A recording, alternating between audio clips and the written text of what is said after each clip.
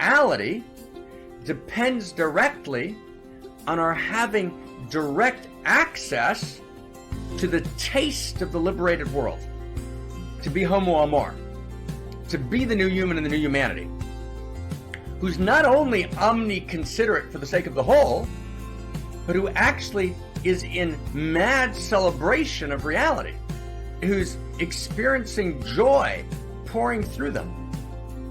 Not that the joy occludes the tears, but the joy is fundamental and present, and you have to live in your body, and you have to let colors blow you away, and great literature and friendship and song and lovemaking and massage, and you have to live the dream.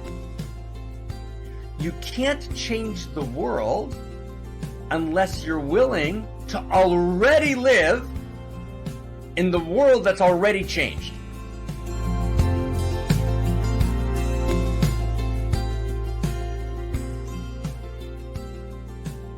First, two introductions. So I said next week's a big celebration, right? Huge, fantastic, gorgeous celebration. Week 300. The other celebration that's coming up that I really, really want to invite you for your own unimaginable joy to participate in is this summer. We're doing August 6th through 12th, and maybe that'll make its way into the chat box as well, right? We're doing the 10th annual Dharma Intensive Outrageous Love Festival, right? It's going to be in Belgium. It's 7 days, and oh my God, right? We need you there, and you need to be there if you at all can, right? Turn the world upside down to get there. It's going to be so stunning, and it's this massive celebration, and it's a celebration even as we're deeply aware that existential risk looms, meaning threat to our very existence, right? And this is really critical to understand.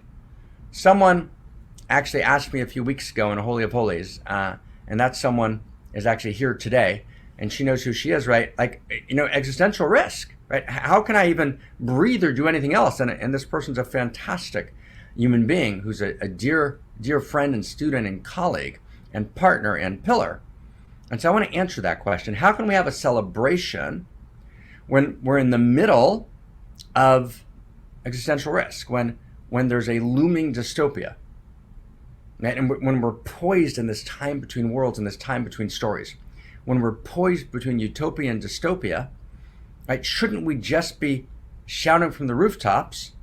And even to mention the word celebration, shouldn't that be obscene, right? We're at this critical inflection point in history, which people are, for the most part, unaware of. The pandemic made people a little more aware of it, right? What we've been talking about here for a decade, that actually the systems are not too big to fail, that there are actually systemic structural weaknesses in the very fabric of how our reality is built today that will actually cause it to collapse into a dystopia, or worse, into an imploded existential risk. So if that's actually the case, how can I even talk about celebration? Isn't that obscene? Does everyone get the question? Who gets the question? I'm just going to check if I can for a second in the chat box. I'm going to check who gets the question. Anyone who gets the question? It's a big question.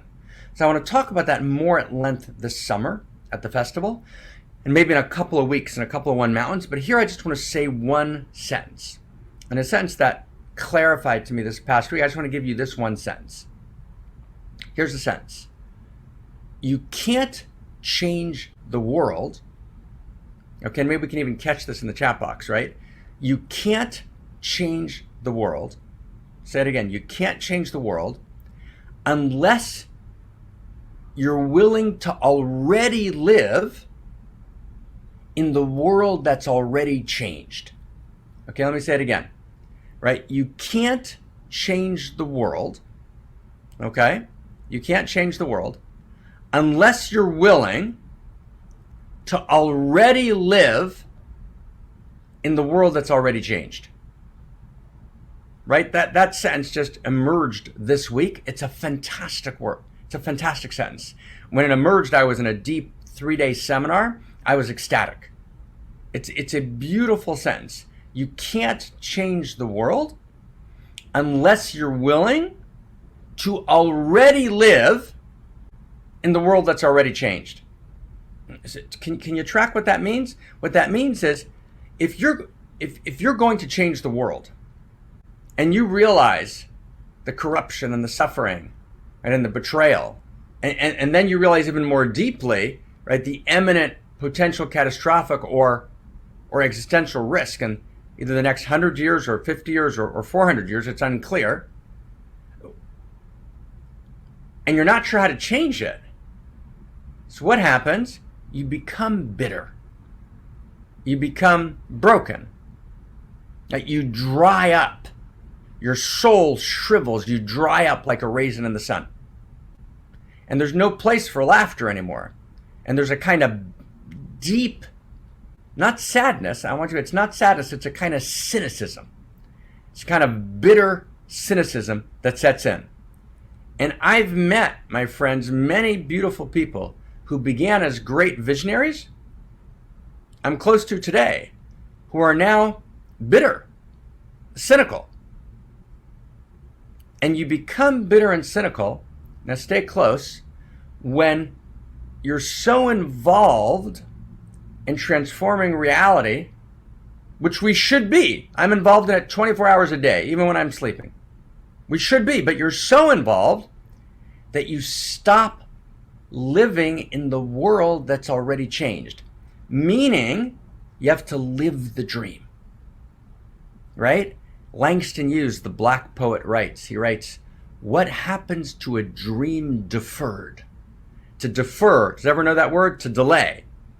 A dream that's put off. What happens to a dream deferred? Does it dry up like a raisin in the sun? There's a great play made by that name. In other words, when you defer the dream, right, the world's going to be great in the next world, in heaven, in the next millennium, right? Right now it's broken and we can't, so we have to all actually just do everything we can, right, to create that new world. And until then, anyone who's laughing and anyone who's making love and anyone who's celebrating is obscene. No, it's not that way. It's not that way at all. You actually have to be able to laugh even in hell. You have to be able to celebrate even in the midst of chaos and breakdown and intense suffering. Because our capacity to heal the suffering, our capacity to transform reality depends directly on our having direct access to the taste of the liberated world, right? Once we can't taste the liberated world, once we can't taste what it feels like to be Homo Amor, to be the new human in the new humanity, who's not only omni-considerate for the sake of the whole, but who actually is in mad celebration of reality, right? Who's experiencing joy pouring through them. Not that the joy occludes the tears, but the joy is fundamental and present, and you have to eat well, and you have to savor the food and let the food, right, love you open, and you have to, right, live in your body, and you have to let colors blow you away, and great literature, right, and friendship and song and lovemaking and massage, and you have to live the dream, right? You can't change the world unless you're willing to already live in the world that's already changed, right? Because that's the practice. I'm going to call that's a new practice. I'm going to call that practice, right? I'm going to call that practice dream time. The practice of dream time, that's what we'll call the practice. And the verb version of that practice is live the dream. Live the dream, okay? Because otherwise, what happens to a dream deferred? Does it dry up like a raisin in the sun? So this summer, the festival, right, the 10th Outrageous Love Festival, there are two things happening. One is we're actually getting together as Da Vinci, taking our seat at the table, right, in this moment which demands a new renaissance. And we're actually saying, Our hearts are big enough to take it all in. We're going to breathe in the joy and we're going to breathe in the suffering. We're not going to look away, and we're going to actually evolve the source code. We're going to actually change the source code of culture, which means we're going to tell a new story of value, which is the only way to change the vector of imminent dystopia, which is precisely what Leonardo da Vinci did in the Renaissance, right? As the old world order of the traditional world, pre-modernity, was breaking down, and the new world order hadn't yet emerged, as the old story of tradition was breaking down, but the new story, right, hadn't yet found its way and emerged, right? This time between worlds, what Da Vinci understood is that he needed to begin the telling of the new story. And he told a new story, and it was a new story of what it means to be a woman, about the relationship between men and women, and a new story about how to do science, the third person method and empirical validation. And it was a new story about universal human rights, and it was a new story about the relationship between the infinite and the finite, between goddess and God and the human being, and a new story about relationships between human beings, right? He told a new story, and that actually raised all boats and invoked the great dignities of modernity. Now, again, as we've said many times, to the precise extent that that storyline was good and accurate and rooted in value, it actually birthed the dignities of modernity.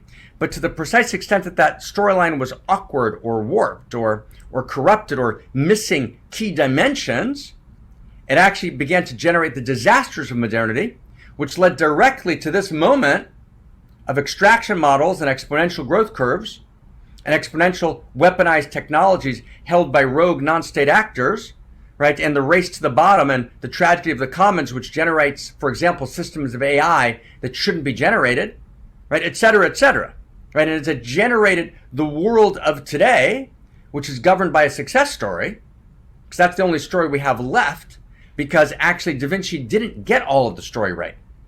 And even the parts that he got right, others who actually took over and hijacked the narrative actually didn't get right. And so the broken narrative is what generated a moment in which we're living in this success story, which is rivalrous conflict, governed by win-lose metrics, right? Tragic, right? So we respond to that by telling this new story of value. So one of the things we're going to do at the festival is we're going to take this new story of value, we're going to recapitulate the last 10 years and take it the next step in a huge way. That's one. But there's a second thing happening at the festival. And there's a second thing happening at Every One Mountain. And there's a second thing that needs to happen in the lives of all of us as we cross over to be the new human, right? To be Homo Amor, to invoke the new human and the new humanity, which is you got to live the dream now, right? You can't change the world unless you're willing to already live in the world that's already changed.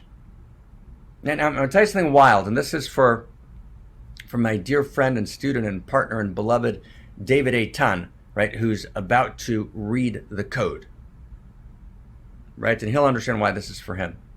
So one of the primary technologies of the ancient lineages, ready? Everyone ready? This is wild, is exactly this. It's living the dream. Does anyone have any idea what that technology is called? What's that technology called? That technology is called Sabbath. That's what Sabbath is. Sabbath means that for 24 hours, every 7 days, you live the dream. For 24 hours, every 7 days, there's no social hierarchies. Every man, woman, and child, every servant, right, rich or poor, socioeconomic distinctions disappear. We don't focus our creativity into shifting the external world, right? We don't focus our energy into shifting the external world. We actually take that creativity and we direct it inward, and we actually create ourselves. We literally re-soul ourselves. Shavat vayinafash. You shall Sabbath and re-soul yourself, right? Sacred text. Wow.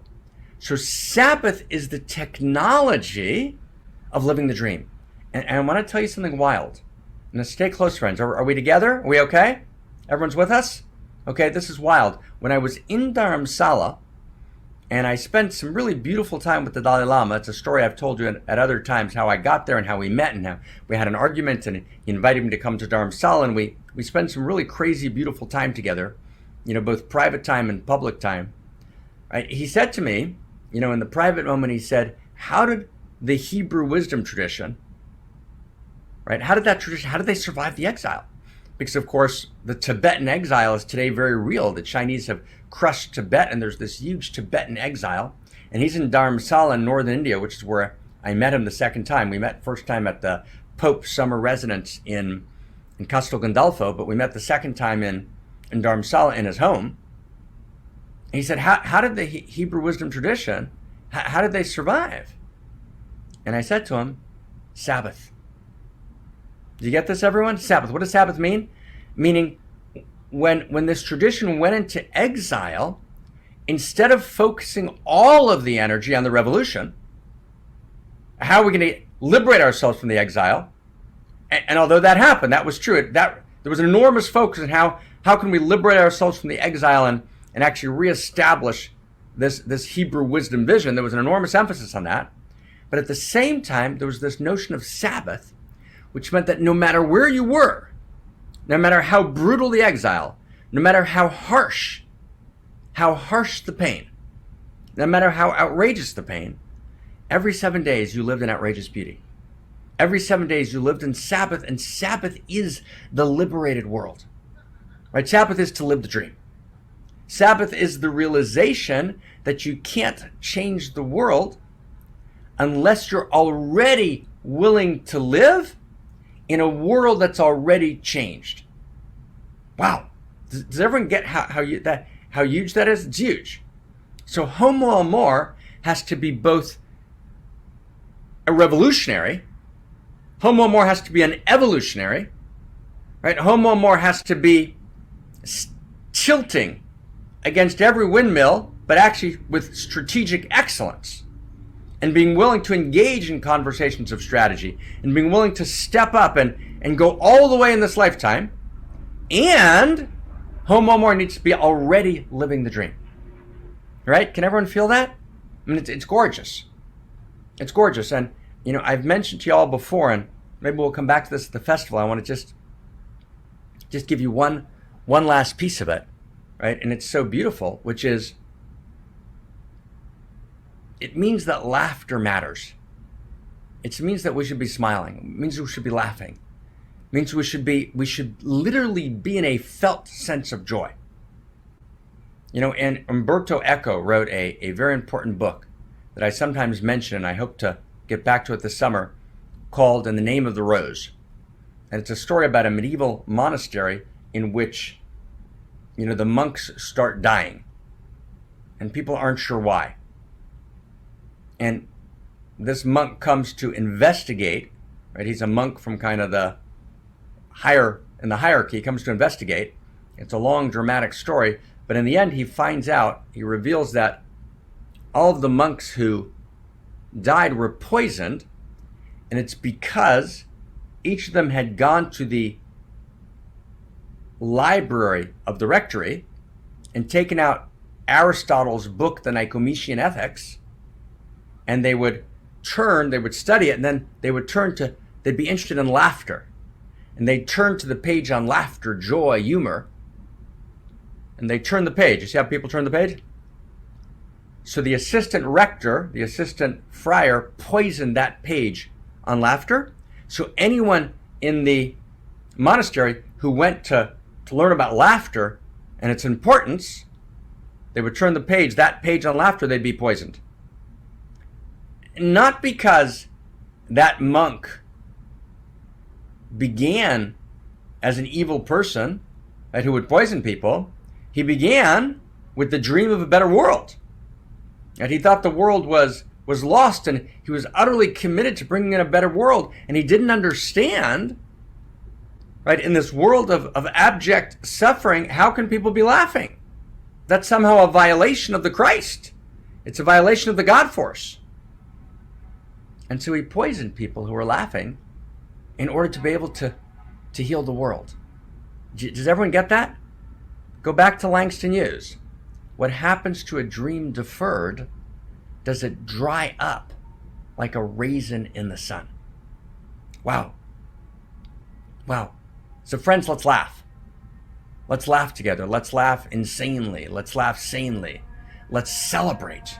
We celebrate this week in One Mountain. We celebrate next week in week 300. And Krista Josepha is going to send us a huge invitation, holding us as she does. We're going to celebrate the summer, right?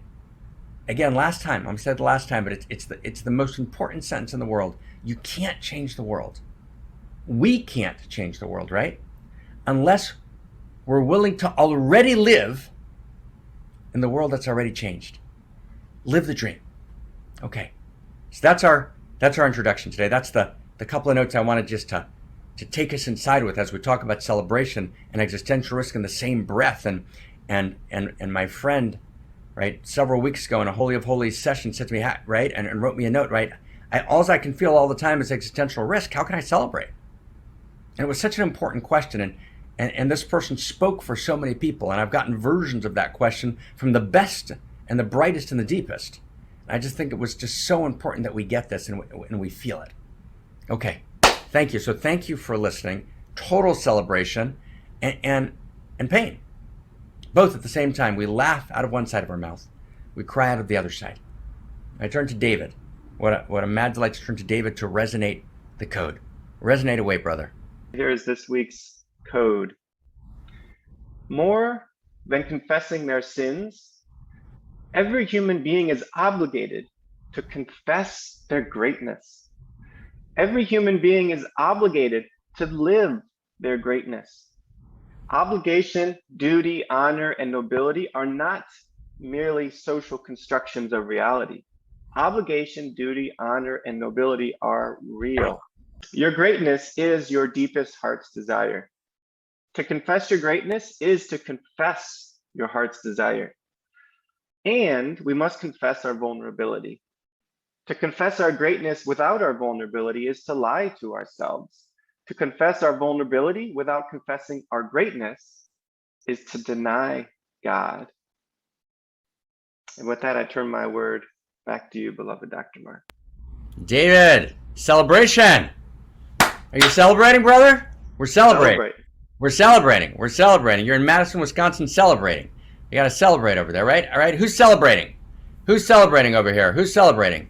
Who's celebrating? Everyone celebrating? Like massive celebration. We're celebrating, right? Just feel that energy of celebration, right? Celebration. Okay. Don't quit my day job. I got that. Okay. But you got it? We're celebrating. Okay. We're celebrating. Like, right? That's festival. That's what festival means, right? Festival means festivity. That's what hallelujah means, right? Hallelujah is hallel, which is ecstatic celebration. Ecstatic celebration at the hardest times, right? We hold it together. So confession of greatness, right? That David read, and I want to talk to you a little bit about confession of greatness now, right? It's wildly exciting. And then we're going to actually get to come together and we're going to do prayer, right? Because prayer is part of celebration. It's part of confession of greatness. And we're going to not skip that this week. Last week we didn't because we were deep in the Dharma of the Beyond Roe vs. Wade Dharma. And by the way, it was a wildly important, maybe one of our most important weeks ever last week. And if you want to get really a sense of what's going on in Roe vs. Wade, it really is worth listening to next week and what we need to do to kind of create the new world and to kind of move beyond the kind of polarization we're in. And we're going to come back to that in the next couple of weeks. Let's go to confession of greatness, okay? So what does confession of greatness mean? Okay, what does confession of greatness mean? Let's look again at that. Let's look again at that code that David resonated so beautifully. What does confession of greatness mean? And let's see if we can kind of capture this, right, in the best way that we can. Why do we need to confess? What does confession mean? So confession is this major idea that we identify. Where do we identify confession with? Okay, anybody? Where do we identify confession with? Church, right? What do you confess? Anybody? What do you confess? You confess your sin, right? It means you confess where in the word sin in Hebrew chet, C-H-E-T, chet, right? It's one of the few things that the New Age actually got right.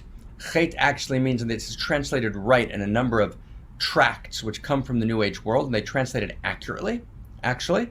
Chet means quite literally, it's a word from archery, the world of archery, Zen and the art of archery. Chet means to miss the mark. You missed the mark, but you blew it, but you got it wrong. You made a big mistake, which was actually a big violation, right? And so you confess your sin. Now, confession became, in the classical Christian liturgy, actually the very center of service. And it's not that that's wrong, right? To be able to recognize where I missed the mark requires enormous courage. Now, confession of sin, however, moved beyond that courage, and confession of sin became a tool to actually subjugate people into a kind of servitude, because the emphasis on the places that were broken began to obfuscate, right, to occlude, right, those places that were whole. And the sin or the breakdown or the missing of the mark, and there's no person who doesn't sin every day. Not one person in the world who doesn't sin every day in one way or the other. And we don't even like the word sin, right? We don't like to use that word anymore. You know, as Thomas Carlyle said, quoted by Matthew Arnold, right? Socrates is terribly at ease in Zion, right? Socrates is Western thought. At ease in Zion, Zion meaning a place where you're actually held accountable, right? Where there's this notion of sin. Actually, sin is not a bad idea. Sin means that when we violate certain things, we're not kind. When we're not kind, we didn't just miss an opportunity for kindness. There's actually a violation of the nature of cosmos. We're not madly loving. It's not just, we weren't madly loving, we're violating the universal love story. So sin means that there's an ontological violation of something that's real. But as we all know, sin got hijacked. As we all know, sin became a tool of oppression, right? As we know, sin became a tool of suppression, a tool of domination. And so that notion of confession in the kind of courageous sense got hijacked into something that actually somehow demeaned our humanity, right? That degraded who we are.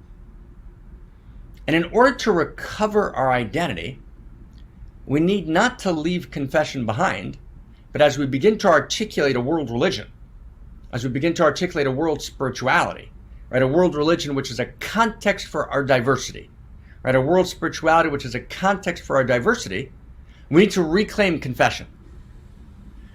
But to reclaim confession, we can't go directly to confession of my brokenness, which is confession of sin. We have to go to confession of greatness. And that's so critical, right? The new locus of confession has to be confession of greatness, but not as a spiritual bypass, not as a Pollyannish idea. Actually, confession of greatness is far harder than confession of sin. And here's where it starts to get wildly beautiful and insanely interesting beyond imagination. Actually, confession of greatness demands something of us that's exponentially more beautiful, true, and good, exponentially greater than confession of sin demands. Because if basically you're in violation all the time, you're sinning all the time, well, what does anyone expect for you?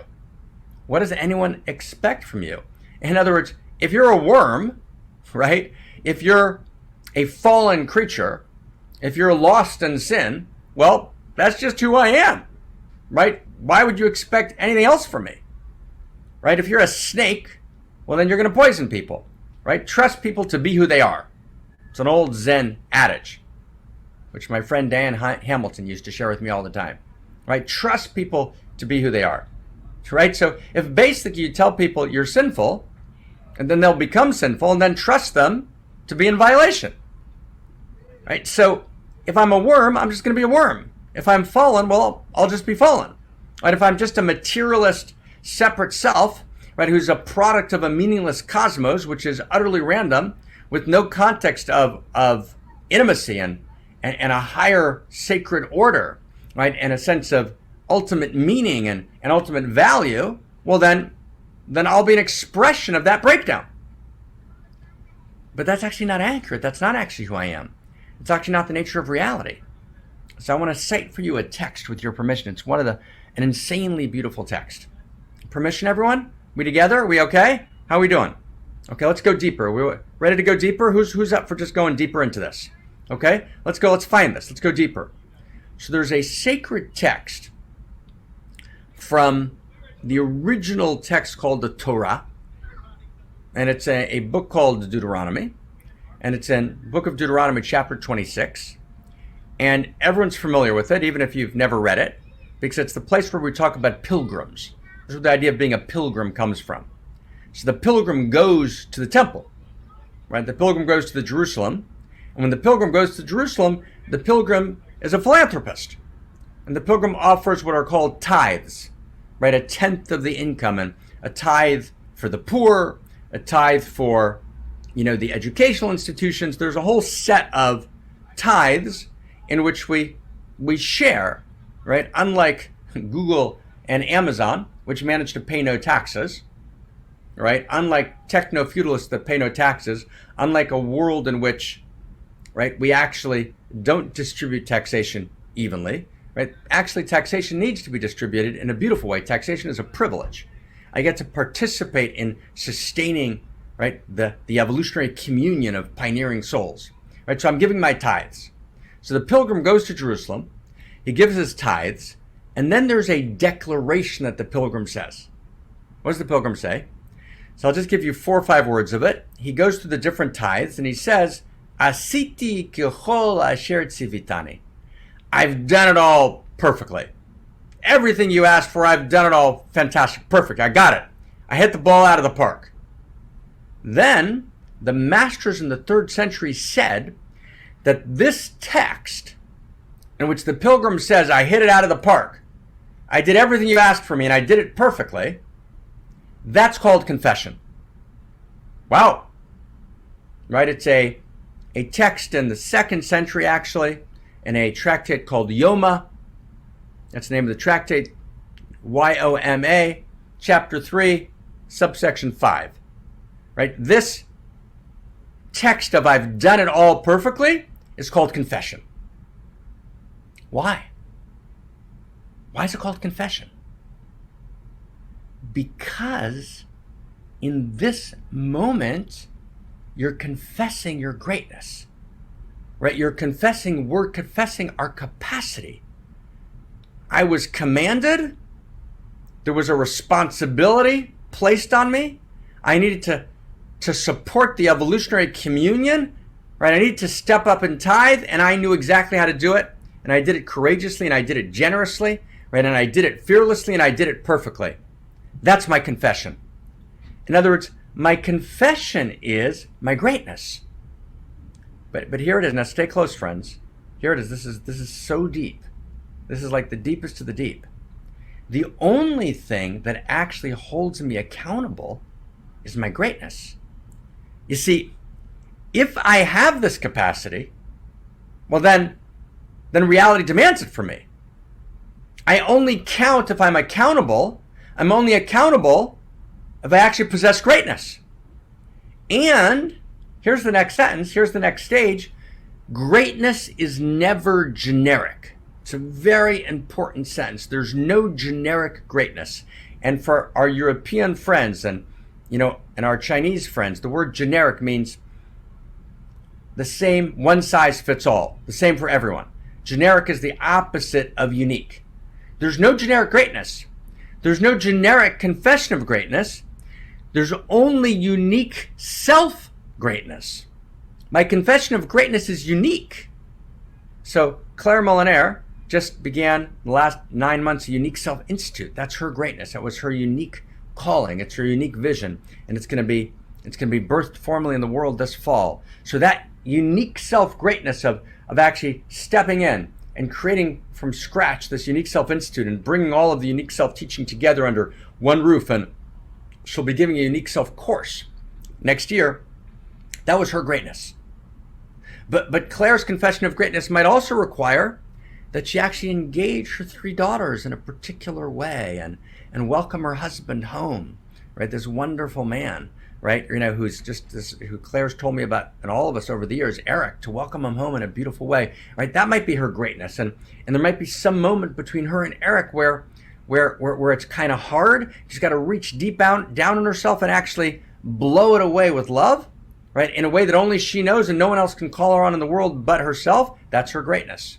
That applies to Claire, and it applies to Jacqueline, right? And it applies to Jamie, and it applies to Shahati, and it applies to Christina, and it applies to Krista Josepha, right? And it applies to Benjamin, and it applies to, right, to every single person who's here, right? To Ujis, right? And to Utz, right? And to Roxanne, right? And to Becca, right? And to Medea, right? To all of us.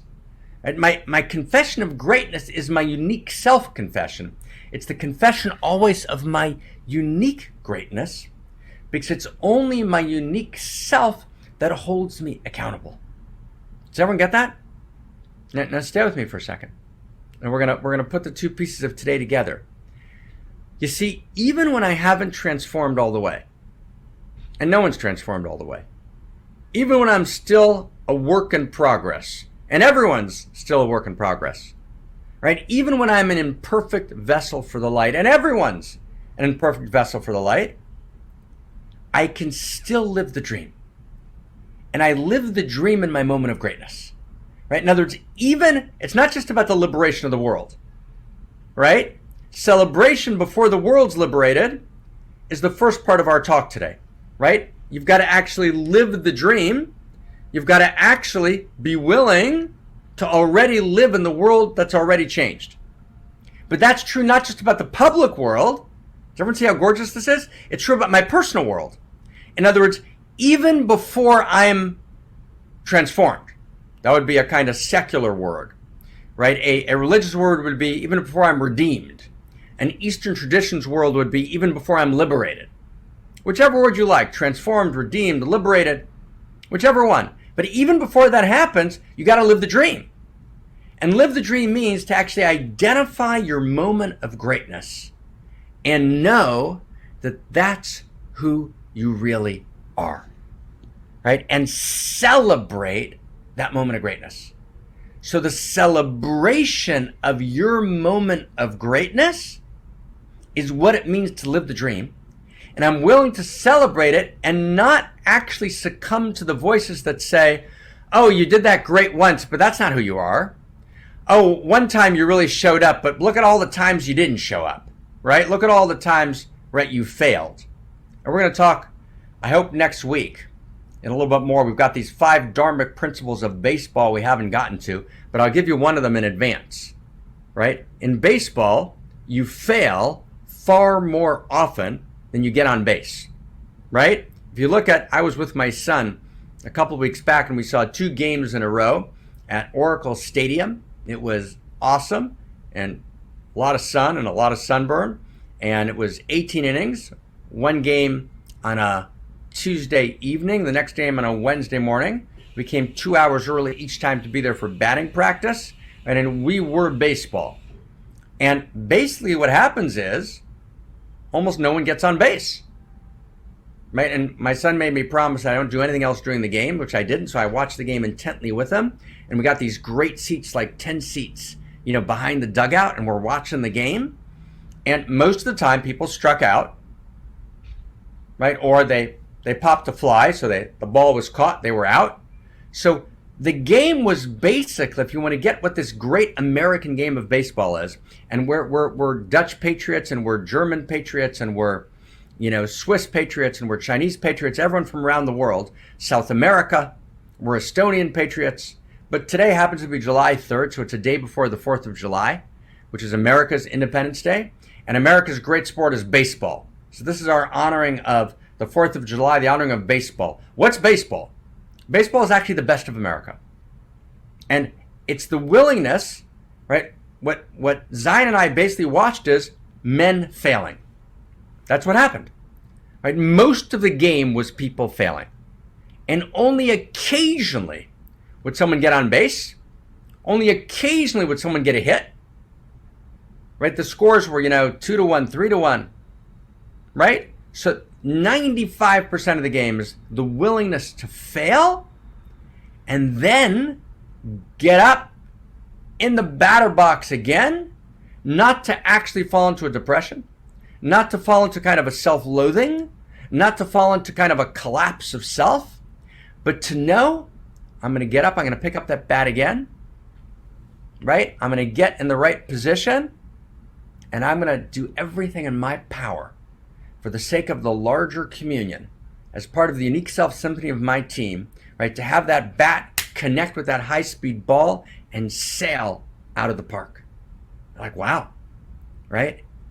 And I keep failing and failing and failing, and I keep getting up in the batter box, knowing that at some point I'm going to come home. Because that's what all of baseball is about. It's by getting home, by getting to home plate. That's what it's called. See, that's what confession of greatness is. Confession of greatness means that I keep failing, right? I keep falling, right? Again and again. And I'm in the same pattern. I've been there for 20 years and 30 years, right? And then I've got this one moment when, oh my God, I was there.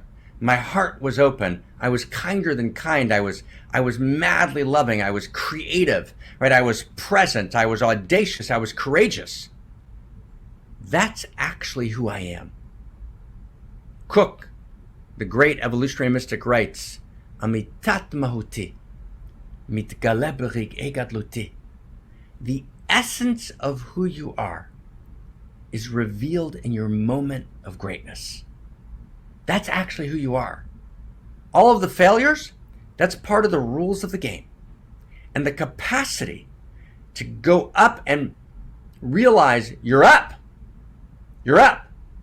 That actually reality is calling you and the team needs you.